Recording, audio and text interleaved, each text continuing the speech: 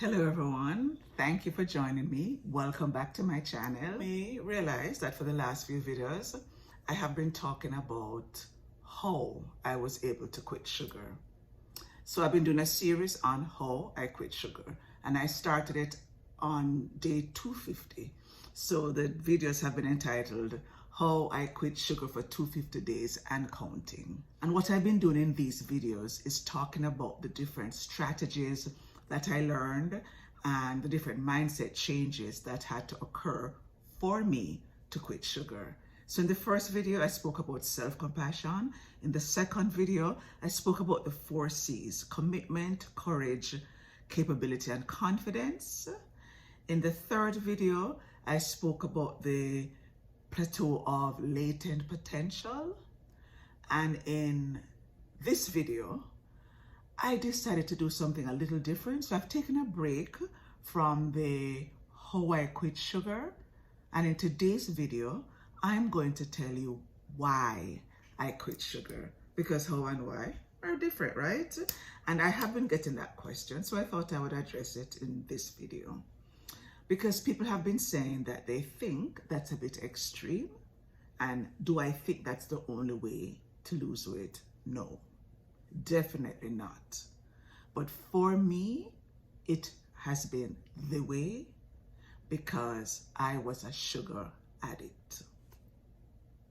And coming to that realization was very humbling and maybe surprising, but I realized that I had to cut it off totally. And as I keep saying, I don't know if I will get to the place where I can eat sugar and have a little and stop. But I have never had that experience. So let me tell you what it was that really led up to me deciding to quit sugar. I've always struggled with my weight, and I've always been overweight all my life. When I look back at pictures over the years and I've seen myself, I've always been overweight. But it was always a kind of weight that I could live with. I was never really self-conscious, and I always loved clothes, and I always loved makeup, and I always thought I looked good. I would say I looked good.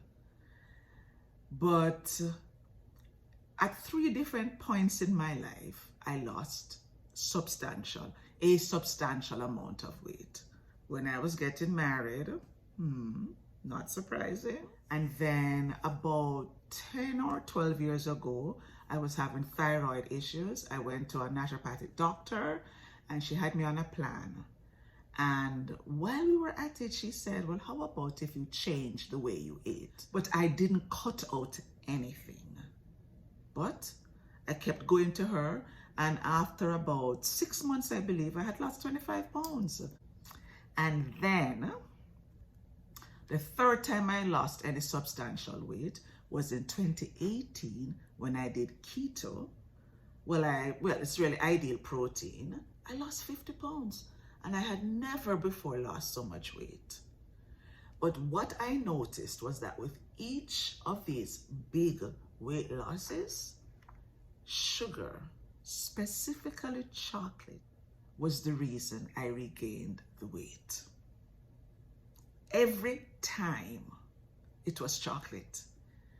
So I would lose weight and I would be so proud of myself. And then I would have some chocolate.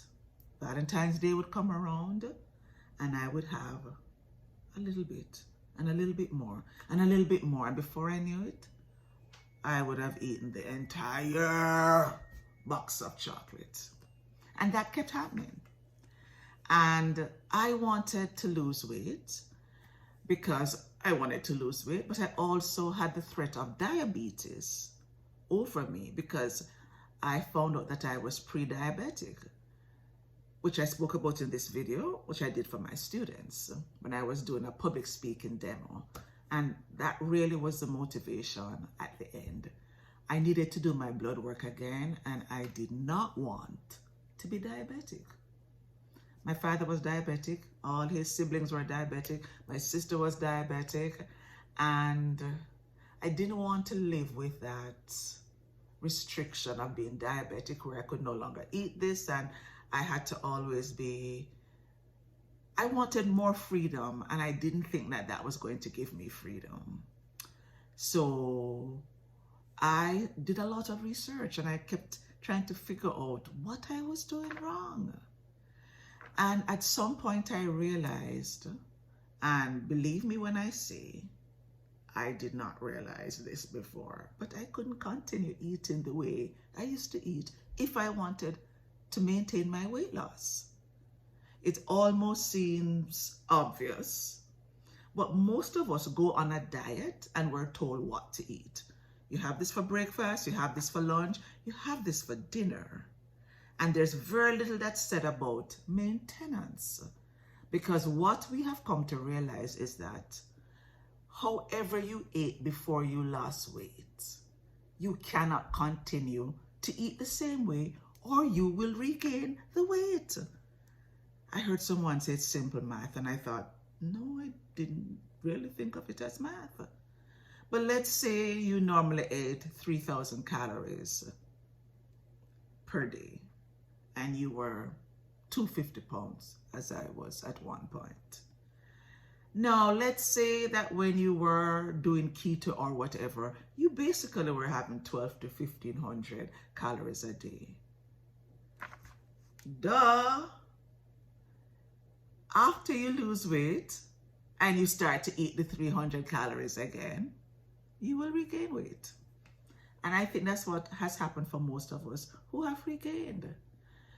And like I said, I guess it makes sense, but at that time, it just hadn't occurred to me that I was not doing all the right things. And when it occurred to me, I couldn't stop myself.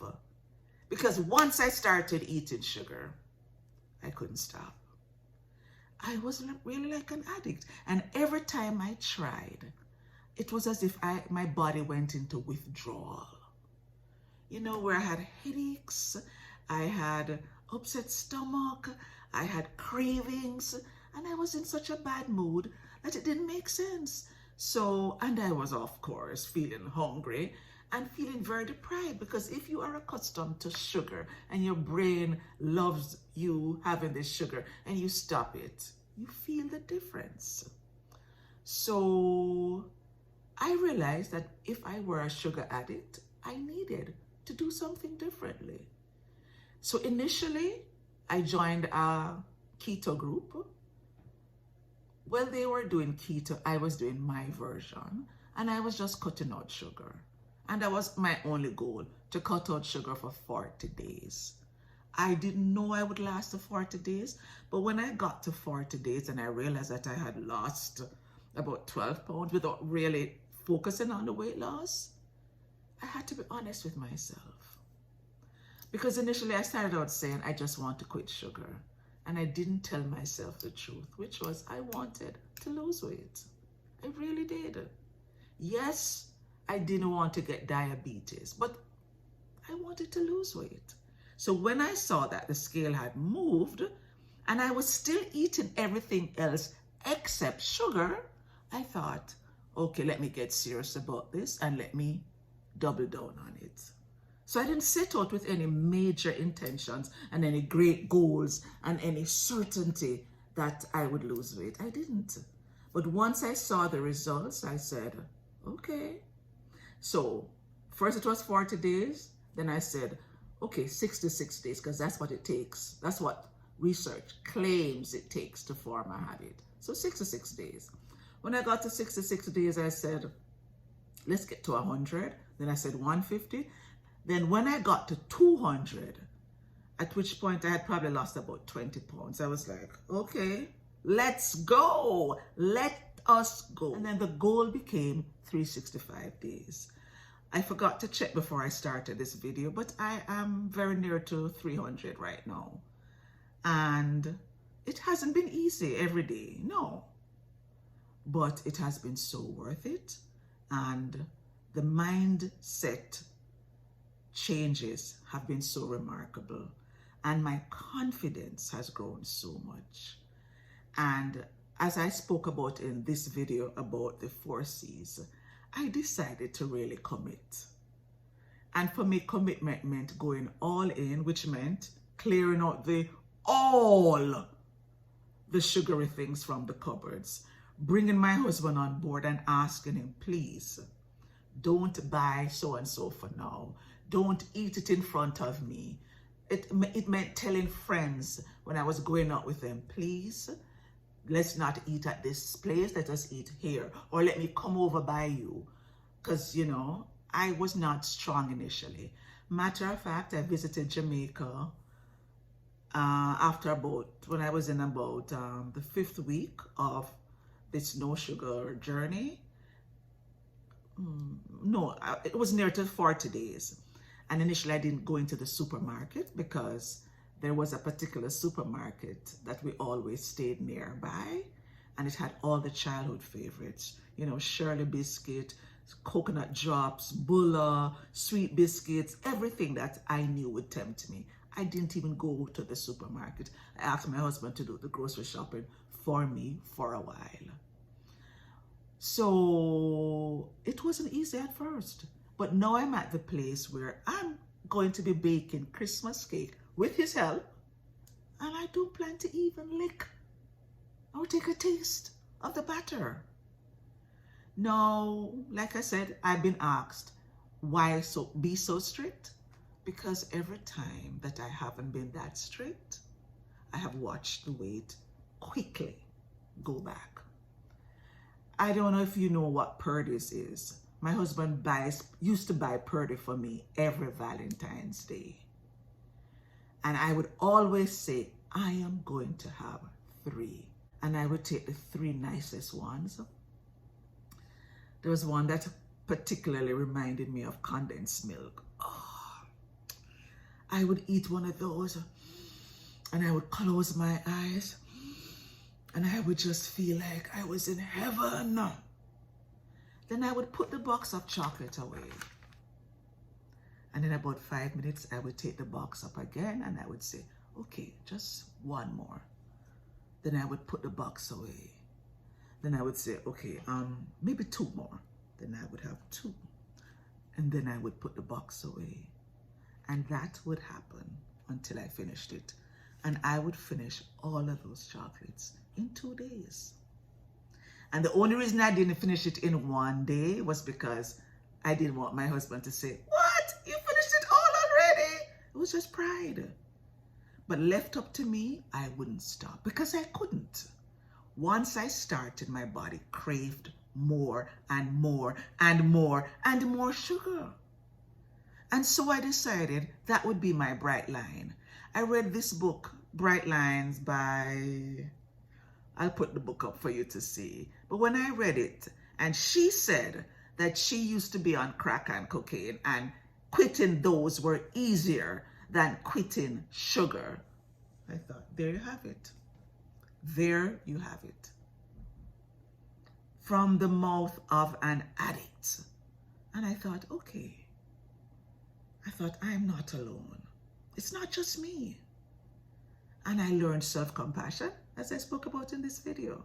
Because self-compassion is being kind to yourself and realizing that you are a part of common humanity.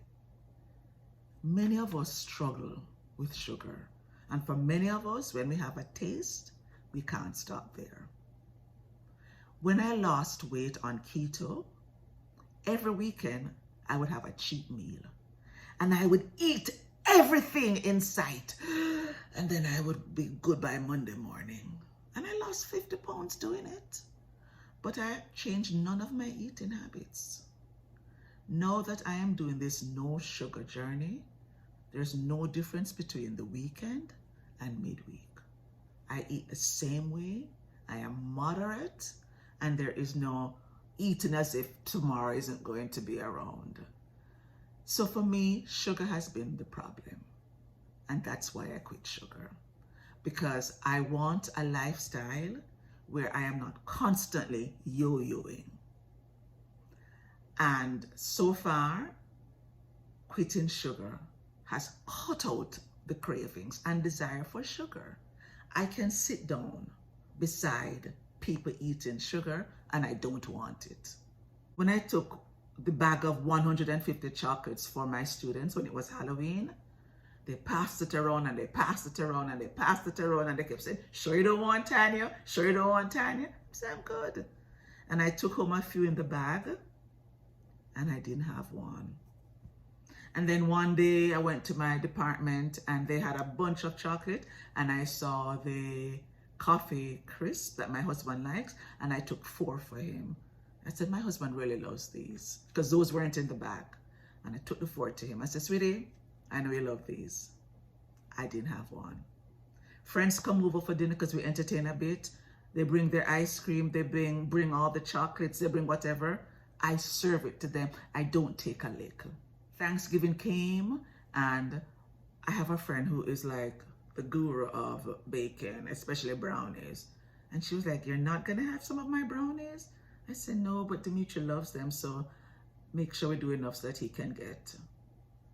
And now Christmas is coming and I'm not even worried. If I got through Thanksgiving, I'll be good for Christmas. So why did I quit sugar? Because I wanted to regain control over my eating, and this seemed to be the only way.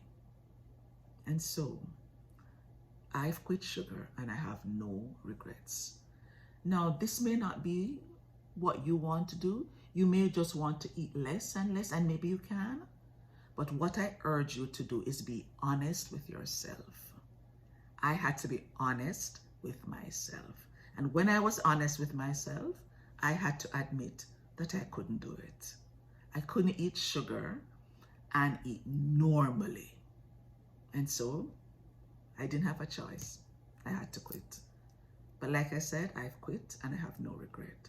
So I'm going to invite you to be honest with yourself also and decide if you need to quit sugar. And if you do, there's no shame. If you need to quit sugar, you need to quit sugar. But you have to be prepared. Don't just jump into it.